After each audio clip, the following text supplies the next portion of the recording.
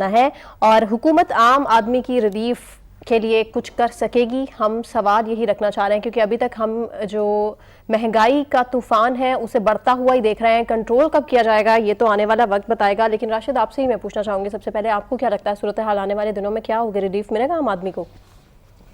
کیوں نہیں ملے گا بھائی. جو اس وقت حکومت ہے وہ پبلک کے ایشوز کے اوپر منتخب ہو کر آئی ہے اور وہ سارے اقدامات جو پبلک کی فیور کے اندر ہوں گے وہ حکومت اٹھائے گی.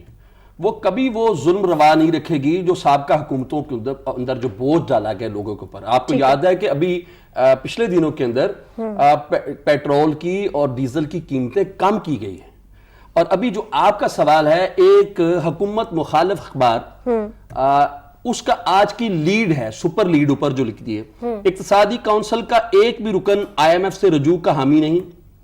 اور دوسری کی لیڈ کا ہے کہ پھلوں موبائل فونز گاڑیوں پنیر اور مہنگی اشیاء کی درآمد بند کرنے پر غور. اب وہاں تو بات کچھ ہوئی ہے. وہاں تو کہا گیا ہے کہ یہ گاڑیاں اور موبائل فون جن کے اوپر اگر 2 سال کے لیے ان کو ملک کے اندر جو ہے نہ لانے کا فیصلہ کیا جائے تو اس سے بہت بڑا اکانومی کے اوپر فرق پڑے گا اور بہت زیادہ پیسے اکٹھے کیے جائیں گے. یعنی خبر کچھ ہے اور آپ کا سوال تو روڑ موڑ کے پھر ایک خاص اینگل کے ساتھ اس کو بنا دیا گیا ہے. پی ٹی آئی کے اگینسٹ بالکل حکومت کے خلاف بنایا گیا ہے.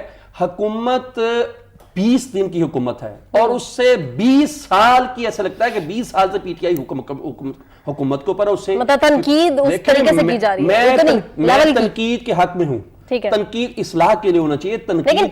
تنقید اپنے پرسنل ایجنڈا کو مسلط کرنے کی نہیں ہونی چاہیے. تنقید ایک سازش کے تحت نہیں ہونی چاہیے. تنقید کے اندر جو بدنیتی نہیں ہونی چاہیے. حکومت کے اوپر تنقید کریں گے ہم بھی کریں گے یہاں بیٹھ کے کریں گے لیکن ایک موقع تو ہے. 20 دن کے اندر تو اتنے انقلابی اقدامات کر دیے. ڈیم بنانے کی بات شروع کر دی. ہم اس سے پہلے بھی ذکر کر چکے ہیں. سوشل میڈیا کو دیکھ لیں میڈیا چینلز کو دیکھ لیں. وزیر اعظم ہاؤس کی